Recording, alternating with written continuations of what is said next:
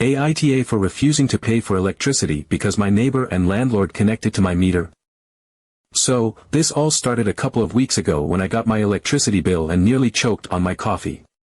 It was ridiculously high. I mean, I knew energy prices had gone up, but this was beyond anything I had expected. I live alone in a small one-bedroom apartment. I work long hours, so I am barely home, and when I am, I only use my laptop, a couple of lamps, and a space heater in the winter. I do not even cook that much. But somehow, my bill was higher than my friend Matt's, who owns a 4-bedroom house, has 3 kids who practically live in front of the TV, and runs his washing machine and dishwasher every other day. At first, I assumed there had to be some kind of mistake. Maybe a meter misread, a clerical error, something. So I called the electric company, expecting them to tell me they had overcharged me and would issue a correction. Instead, they pulled up my account and said the readings were accurate. They even had a technician check remotely, confirming that my apartment was indeed pulling a ridiculous amount of power. I argued with them, asking how that could be possible, but as far as they were concerned, everything was in order. Frustrated, I decided to do some investigating on my own. I shut off every single appliance in my apartment, unplugged everything from the walls, even turned off the breaker. Then, I went down to check the meter. It was still spinning. Fast. I am talking, I run a small factory out of my living room fast. At that moment, I knew something was very wrong. There was no way my apartment was drawing that much power when everything was shut off. I needed a second opinion, so I called my friend who is an electrician. He came over the next evening, and we went through everything together. He confirmed that, yes, my meter was running way faster than it should be. Then, he started looking around to see where the power was going. That is when we found it. A second connection. A line running out of my breaker box, leading through the wall and into my neighbor's apartment. I could not believe it. My neighbor had somehow connected his place to my meter and had been stealing power from me. And judging by the amount, it was not a small amount either. This was not just a lamp and a phone charger, this was major usage. Possibly his entire apartment. I confronted him that night. I knocked on his door, and the second he opened it, I could tell he knew why I was there. I told him what I had found, and his reaction was pure, calculated shock. Oh, I had no idea. That must be some kind of mistake. He even had the nerve to act like he was just as confused as I was. I was not buying it. There was no way this was accidental. Someone had physically run a connection from his unit to mine. This was not something that just happened randomly. I told him he needed to fix it immediately, or I was reporting him. That was when I started thinking about how this was even possible in the first place. This was not just some extension cord situation. This had to have been done by someone with at least some knowledge of electrical wiring. And why had I never noticed this before? Had this been going on since I moved in? Was I paying for his electricity for months, maybe even years? I decided to take it up with my landlord. His name is Gary, and he is exactly the kind of landlord you are probably picturing right now. Older guy, always acting like he is too busy to deal with problems, but somehow always around when rent is due. I went to his office the next morning and explained the situation. I told him what the electrician had found, how my neighbor was literally stealing my power, and how I wanted something done about it immediately. Gary put on his best, concerned landlord face and said, "Wow, that is really strange. I had no idea. I will look into it." But something about the way he said it felt off. Then, not even a day later, he started pressuring me to just let it go. Maybe you and your neighbor can work something out. No need to make a big deal out of it. You know, these things happen. I could not believe what I was hearing. My own landlord was trying to sweep this under the rug. That is when I knew something was really wrong. I told him no. There was no way I was just letting this go. I had already been overcharged hundreds of dollars, maybe more. I was not paying for someone else's power, and I was not going to just work it out with the guy who had literally been robbing me. I reported it to the electric company immediately. That was when things got even weirder. The second I made the report, my family, yes, my own family, started calling me, telling me I was overreacting. My mom, my uncle, even my cousin, who I barely talked to, all had something to say. It is just a few extra dollars. You are making a big deal out of nothing. You are putting your housing at risk. Are you sure you did not just read it wrong? I was pissed. Here I was, literally getting stolen from, and instead of people having my back, they were acting like I was the problem. But I knew I was right. And I was not backing down. Then came the first real twist. The electric company sent someone out to check the connections and verify my report. They confirmed that, yes, my neighbor had tapped into my meter. They disconnected him immediately, but while they were there, they noticed something else. There was still another connection that was not mine. Now I was confused. My apartment only had one neighboring unit, and we had already found that one connection. The place on the other side of me was empty. No one had lived there for months. The electrician followed the line. It ran out of the building and across the street. Update 1. The electrician followed the line. It ran out of the building and across the street. I stood there, staring at that cable, my mind struggling to keep up with what my eyes were seeing. The cold evening air felt sharper against my skin as the weight of this new discovery settled in. Across the street? That didn't make any sense. I went over the possibilities in my head, each one more ridiculous than the last. Maybe it was an old, forgotten line. Maybe the previous tenants had something installed years ago. Maybe. No. There was no maybe. This was live. This was active. That line was still draining power, my power, and it was leading away from my apartment like a lifeline feeding some unseen parasite. I started following it, step by step, my heartbeat thudding in my ears. The buildings on this block were mostly businesses, a laundromat, a cafe, a few small shops. None of them should have had any reason to be siphoning electricity from a random apartment across the street. And yet, the line kept going, running from my building, across the street, and straight into a house. Not just any house. My landlord's house. I stopped dead in my tracks. The realization hit like a freight train. For a long moment, I just stood there, staring, unable to fully process what I was seeing. A sick, crawling feeling spread through my stomach. It felt like a bad dream, like some twisted joke the universe had decided to play on me. Gary. The same landlord who had brushed me off. The same guy who had tried to convince me that this wasn't a big deal. The same guy who had practically begged me to just let it go. I could feel my pulse in my fingertips. The slow burn of pure, unfiltered rage started deep in my chest and worked its way outward, filling every part of me. This wasn't just some lazy oversight. This wasn't some accident. This was deliberate. Gary had been living his entire life on my dime. Every light in his house, every appliance, every warm shower, every movie night on what was probably a giant, high-definition TV, all of it had been powered by me. His big-screen TV. His dishwasher. His laundry. His refrigerator. His heating and cooling. For how long? Months? Years? I thought back to every time I had turned my heat down to save a little on my bill, every time I had unplugged something I wasn't using, every time I had shivered under a blanket in the winter because I didn't want to waste energy. Meanwhile, this man was living like a king on my money. That was when I snapped. I didn't hesitate. I didn't stop to think. I called the power company again, my fingers shaking with pure adrenaline. This wasn't just some shady neighbor skimming a little power. This was major. I gave them everything, the photos, the meter readings, the electrician's findings. But I didn't stop there. I filed a formal complaint with the city. I was done. No more being patient. No more back and forth. No more waiting around for someone else to handle it. I was taking control of this situation, and I was making sure everyone knew exactly what Gary had been doing. But I wasn't finished. Because I wanted to see the look on his face when I told him. I marched straight to his office, the anger bubbling inside me so strong I could taste it. I threw open the door, and the second he saw me, I knew. He knew. I laid it all out in front of him. I told him exactly what I had found, how the electric company knew, how the city would know soon enough. I told him that if he didn't fix this immediately, I was taking legal action.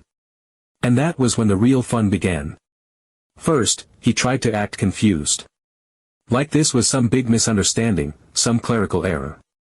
He had the nerve to sit there, rubbing his chin, pretending to think, as if an entire house could just magically connect to a tenant's meter without anyone knowing. Oh wow, I had no idea. That's crazy, man. Must have been some mix-up with the wiring. I wasn't buying it. Then, he switched tactics. Guilt. He leaned back in his chair, shook his head like he was the real victim here. Look, man, times are tough. I'm just trying to get by, same as you. You don't understand how hard it is to keep a place like this running. I wanted to laugh. I wanted to throw something. I understood perfectly. I understood that I had been getting robbed for who knows how long. While I was worried about my bill, he was living his best life, completely free. When guilt didn't work, he got angry. The mask slipped. He leaned forward, his voice dropping lower, more dangerous. You're making a big mistake. You keep pushing this, you're gonna regret it. That was when he played his final card, the eviction threat. He sat back, arms crossed, like he had already won. You're causing trouble. Stirring up unnecessary problems. If you don't let this go, I'm gonna have to ask you to leave. The thing is, he couldn't do a damn thing. I had everything in writing. I had documentation. I had a formal complaint filed. I had an open case with the city. Even if he tried to evict me, it would be straight-up retaliation. Illegal. And that was when something happened that I wasn't expecting. Because the electric company, they took this very seriously. This wasn't just about my bill anymore. What Gary had done wasn't just shady or unethical, it was straight-up fraud. Utility theft is a crime. And, because of how far this had gone, the power company wasn't just going to cut him off. They were going to press charges. Then came the second twist. Update 2. The city inspector came out. I knew things were bad, but I didn't know just how bad until I watched him walk through my building, his face growing more and more serious with every step. He wasn't just here for the stolen electricity anymore. This had escalated into something much bigger. The moment he stepped inside, it was like watching a professional crime scene investigator, except instead of blood and fingerprints, he was cataloging every single violation in the building. Gary wasn't just a slumlord. He was operating an entirely illegal rental property. I don't mean, oh, there are some zoning issues. I mean this building was never supposed to be rented out in the first place. No proper permits. No adherence to housing codes. No legal right to have tenants living here at all. The inspector went room by room, checking the wiring, the insulation, the structure itself. It didn't take him long to find problem after problem. There was improper wiring throughout the building, which explained why it was so easy for Gary to reroute electricity to his own house. It wasn't just me, every apartment was at risk. The breaker boxes were a mess of tangled, overloaded circuits, and the insulation in the walls was either non-existent or so poorly installed that it might as well have been an old blanket stuffed inside. Then came the real kicker, he had no permits for anything. Not the electrical work, not the plumbing, not even the original conversion that turned this place into rental units. It was never supposed to be divided up into separate apartments.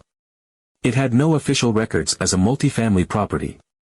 As far as the city was concerned, it was still a single structure, never approved for occupancy in the way Gary had set it up. He had been illegally renting out apartments for years. This wasn't just a case of shady landlord behavior. This was full-blown fraud. The inspector wasted no time. He started taking photos, filling out paperwork, and making phone calls. It was clear that this wasn't something that was going to get brushed under the rug. The city wasn't just annoyed, they were pissed.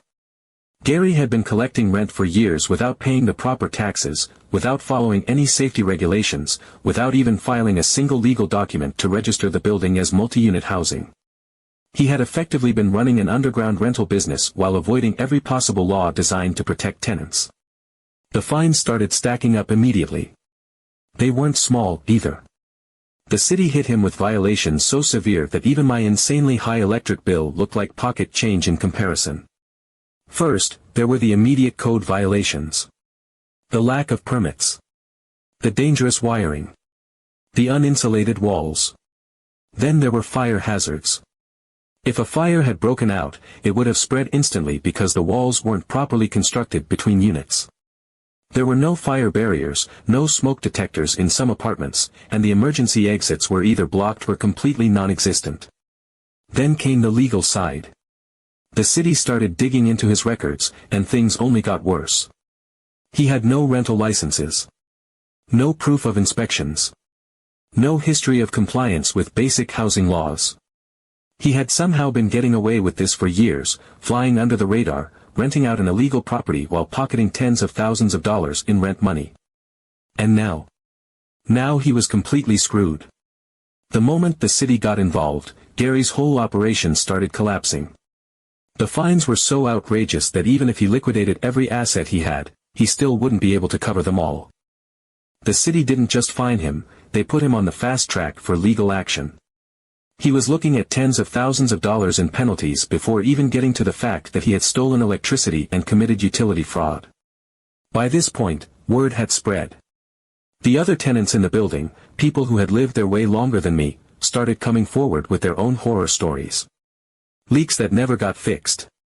Broken heaters in the winter. Mold growing in the walls.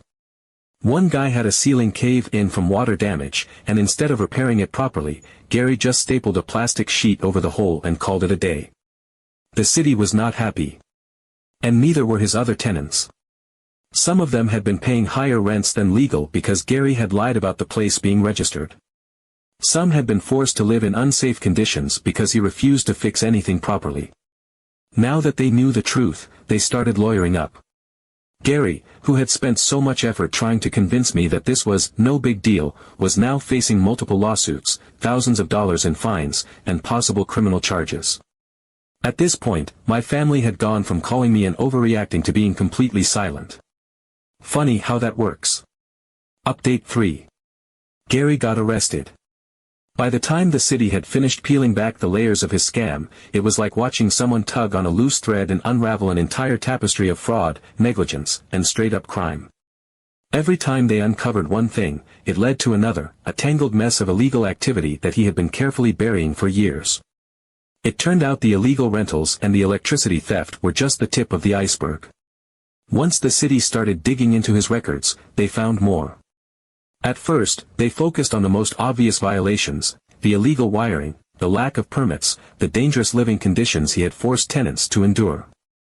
That alone was enough to bury him under a mountain of fines and legal trouble.